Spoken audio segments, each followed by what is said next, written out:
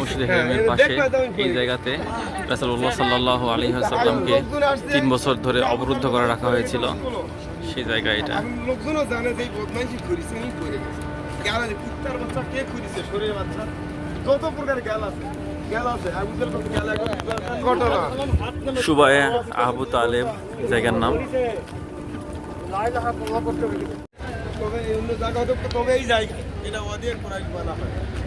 এটা হলো ওয়াদিয়া কোরাইশ। এখানে রাসূলুল্লাহ সাল্লাল্লাহু আলাইহি সাল্লাম জন্মগ্রহণ করেছিলেন।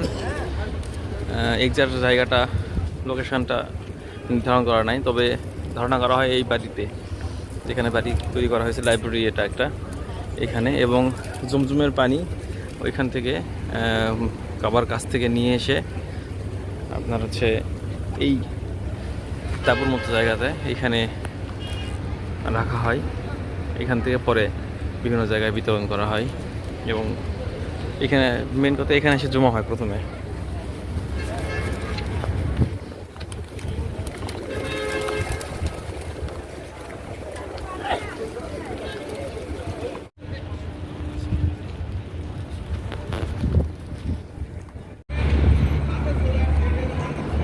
কাবা থেকে সামান্য দূরে মসজিদে ফাতা। এই মসজিদটাতে সর্বপ্রথম ইসলামের পতাকা উত্তোলন করা হয় মক্কা বিজয়ের পরে। এখানে এখনও নামাজ হয়।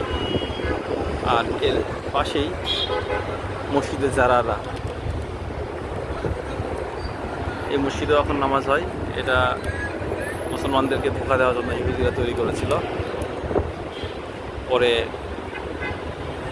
মুসলমানরা দখল করে নেয় এবং এখন এখানে সালাত আদায় করা হয়। মসজিদে ফাতা, মসজিদে যারা রাস্তার মাঝখানে রাস্তা শুধু আছে।